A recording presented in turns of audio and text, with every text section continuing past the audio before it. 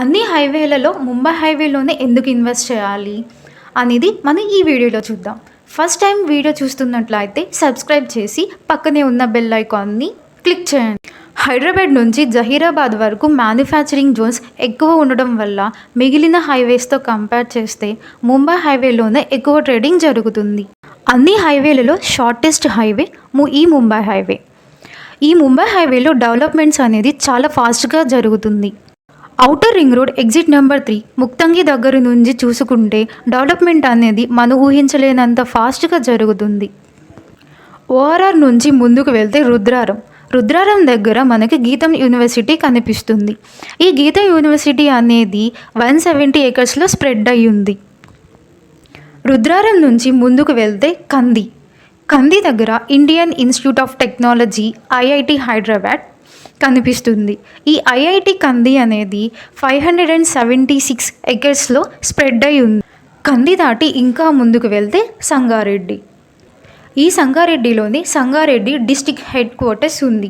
అలాగే తెలంగాణలోని అతి పెద్ద నగరం ఈ సంగారెడ్డి నుంచి ముందుకు వెళ్తే సదాశివపేట్.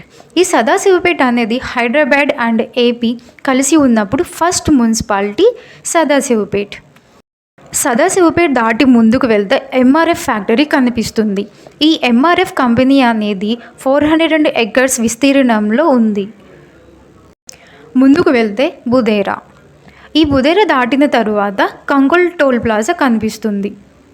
ఈ కంకోల్ టోల్ ప్లాజా దగ్గర యోషితా హౌసింగ్ అండ్ ఇన్ఫ్రా వాళ్ళు ముంబై హైవేలో 11th ప్రాజెక్ట్ వోక్స్ వ్యూ. ఈ వోక్స్ వ్యూ ప్రాజెక్ట్ని యోషితా హౌసింగ్ అండ్ ఇన్ఫ్రా వాళ్ళు సండే 21 జూలైన గ్రౌండ్ లాంచ్ చేయబోతున్నారు.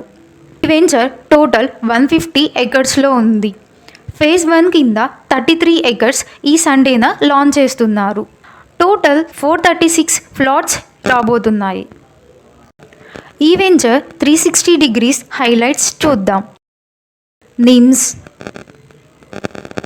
కంకోల్, జహీరాబాద్, ఓక్సన్ యూనివర్సిటీ,